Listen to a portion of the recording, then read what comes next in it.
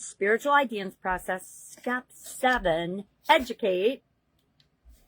Let's see if we got it here. 2, Supersize and grow your business faster. Sharon Horne-Ellstrom here. We are on the final step and the final day of speaking about and discussing or focusing on spiritual health and well-being. We will probably talk about a couple of things related to that in No Nonsense November. But next month, we're going to switch gears and talk about physical health and well-being and the physical aspects of running, growing, owning, and supersizing your own business.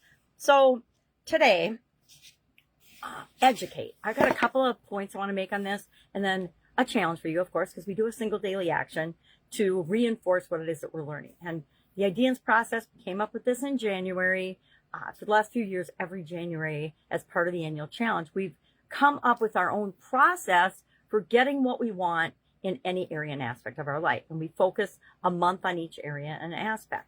Well, today we're wrapping up spirituality and the spiritual aspect of us. Now, a lot of people would argue and think, oh, there's nothing spiritual about business. It's just business. Well, they might say the same thing about business isn't relationships. And maybe your business isn't, but I guarantee if you shift your mindset, open up to the possibility that your business is and has a spirit of its own and is a living, growing entity, if you want it to grow and expand, of course, only, then you're opening yourself up to competitive advantages that other people won't even consider. And again, we defined our spirituality for ourselves and our organizations at the beginning of the month. And so you build off of and on that. So today, what does it mean to educate?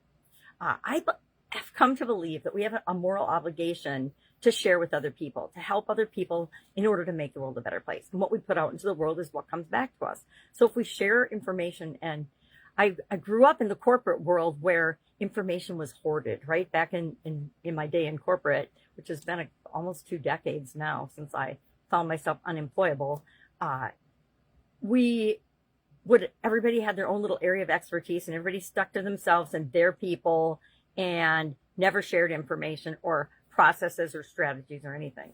And I came in and of course I love to mix things up and cause a little ruckus in a positive way. I would go from department to department and learn about all the different divisions and departments of the business that I was working in. And we would document processes and procedures, and we would find the best way and the best people that were doing anything. And we would make that what we all aimed for. And then we would continually improve on top of that. And that was, I guess, in a nutshell, my strategy in terms of how I ran my corporate career. A couple other things, but that was kind of the essence of it. And I don't know where I discovered it, but somewhere along the line, I decided that I would go through the organization backwards and do that backwards and build it backwards. And I found out that that was way faster than going through the organization and with the flow of the process, usually in manufacturing, forward, which is, sometimes we discover those things and we use them. And I share that with everybody because sometimes if you just look at your processes backwards, you see where the holes and the gaps are. So I think we have a moral obligation to learn and continually improve and be a better version of ourselves all the time throughout our lifetime. That's why we're here on the planet, is to be better and to set the example for other people and make the world a better place.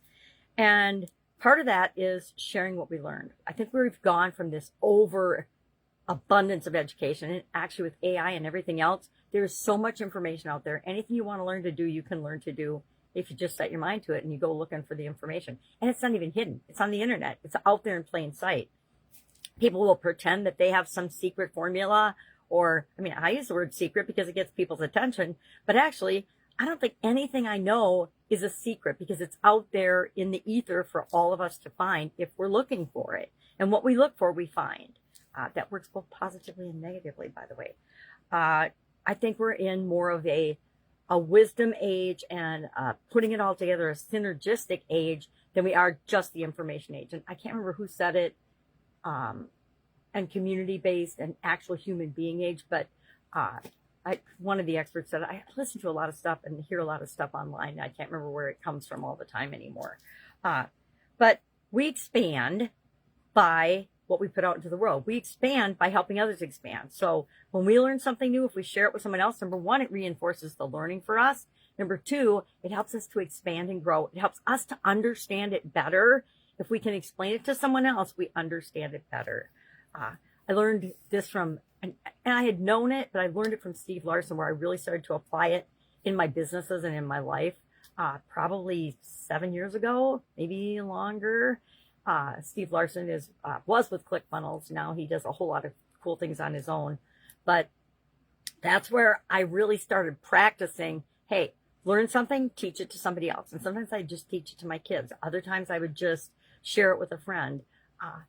Sometimes I would just post about it or write a post about it, or I would just share it on social media because I knew somebody else needed to hear it. It put it out into the universe, and it reinforced my understanding of it. And that was the most important part, because it allowed me to set the example of how we can do this, but it also helped me to get better and to grow. And that's what we're here for. That's what it's all about. So today, I challenge you to teach somebody something, or to teach something by sharing it on social media, by making a little video, by sending an email, sending a note, say, hey, I found this great article. People love it when you think of them, when you read something and you think of them and share it with them.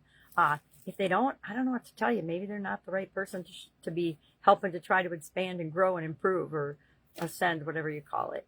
All right, so that's our topic for today. Educate. How can we educate? How can we share? And I have friends and people I follow on social media in real life that are just incredibly giving people. And I love to follow them. I love to read everything they write, because they write things in such a beautiful way that tap into something in me that help me to grow and get better. So we all want to grow and get better, right? Anyway, that's our topic for today. That is our ending on spiritual focus. Of course, we're not leaving it forever. We're going to wrap everything up in December. But if you have any questions about any area that we've talked about ever, or anything ever, you know to just reach out and ask. All right. Oh, as on the topic of educating, I am setting up a school community on the school platform for Supersize Your Business. And today we're having our first call at 10 a.m. Central Time.